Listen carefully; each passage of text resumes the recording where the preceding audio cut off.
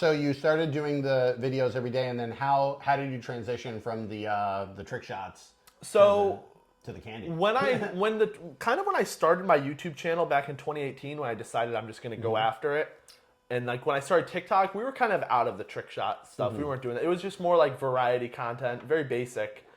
But it was really in 2020, the summer of 2020, July-ish, I broke my foot. Okay. So, which actually That's the first step if you're really trying to make it in YouTube. Break your foot. Yeah, TikTok. Gotta just stay at home and edit. Looking at it now, it became the biggest blessing in my life because so much came from that. Whereas, like, okay, bored with COVID, right? Yeah. Summer 2020, nothing to do, broken foot, nowhere to go. So my friend had a grad party and they had a bowl of Starburst there, like just whatever. So I and I have the original picture too, which is cool, but I made them into a little Starburst ball, the board, right? Yeah. Sitting there all night. And I was like, I looked at it, I said to myself, I was like, what if I'd like put on TikTok and say like, hey, every share we get, we're gonna add one more. Oh, there we go. Because that was like the big meta back in like 2020 was like shares. Like that was like a big way to drive video. So I remember I was like, hey, this is my Starburst ball. For every share we get, I'll add another one. And I had like 700 shares after I hit upload. I was like driving down to Walmart. You're like, I got to get the industrial strength Starburst now. I wasn't working at the time, so I had broken foot, no job. So I went and spent like $70 on candy. And at the time, I was like, this is a big bet.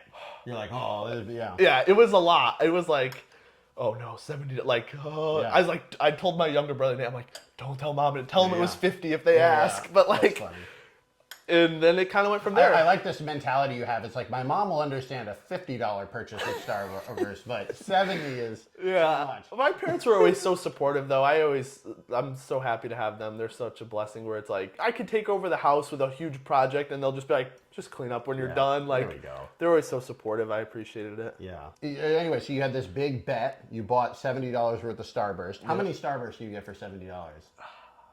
We had pounds. We weren't buying by the candy. We were buying by the pound. We got like the bags at the time. I think were $8, but I'm not sure the weight. I think there were 3-pound bags. Wow.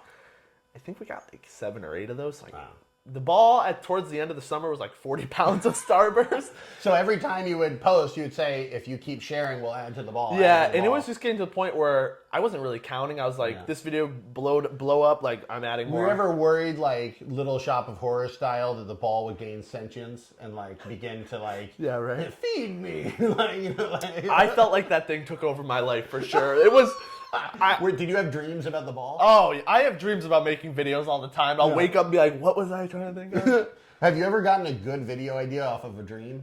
Not really. I feel like I do in the dream. Like, this is a great idea. Then I wake up. Seems like a good idea. Or, you know what I have a lot of dreams about? Like, people always say, they're like, notice how in your dreams you never have your phone? And it's the opposite for me. You're like, you're on your phone. Well, I have nightmares that I'm losing my phone or it's getting destroyed. Like, I'll be like swimming in the ocean. I'll just see the phone go down and I'll be like, we got to get a dive team. And it's like, I wake up and I'm like, you're like, oh, no, it's fine. Like, we got to get a dive team. It's like definitely not a healthy obsession to have, but like, no. This is actually an interesting topic. I'm glad somebody else who does YouTube, I can ask this. During the pandemic, I felt like I was on my phone too much. So I read a bunch of these books about like, what do you do if you're addicted to your phone? And one thing I learned is I wasn't really addicted to my phone. Like, people with real addiction issues had it way worse than I had. You're asking the wrong guy because I'm like a 9-hour-a-day screen time. But anyway, regardless of that, even better to ask you, all of the advice was like ways of staying off your phone. But I'm like, it's such a sweet tea, by the way. Isn't that nice? It is really sweet. Like, no sugar in there. No sugar. And I'm tasting sweetness. It's sweetness, so sweet. Look, I'm like, I want to figure out a way to get off of my phone, but I work on my phone, and my community's on my phone. So it's not as simple as like other people. They're just like, limit your screen time. Yeah, like no, you got to replace it, I think. Yeah, and so like, have you found any mechanisms to try to control that, or you're just like, this is the way it is? I work on the internet. I don't feel addicted to my phone. I spend a lot of my day on it, but when I'm not on it like all the time. When I'm off it for good reasons. Like when I'm eating with my family, I'm not on my phone. When I'm eating lunch by myself, I'm watching YouTube. Yeah. But like when I'm doing activities like, if we're playing ping pong with my friends or going out for a walk, like the phone's not coming out. Like You when don't I'm get replacing that sort of like, well, I'll sometimes check it, obviously, but like I'm not gonna be like Yeah. on TikTok while we're doing stuff. Like you have to replace it. Like during activities and stuff, like it's so easy not to be on Yeah. your phone. Yeah. But at the end of the activity, I'm like, I'm going on my phone. Yeah, I go you back know? on the phone. Yeah.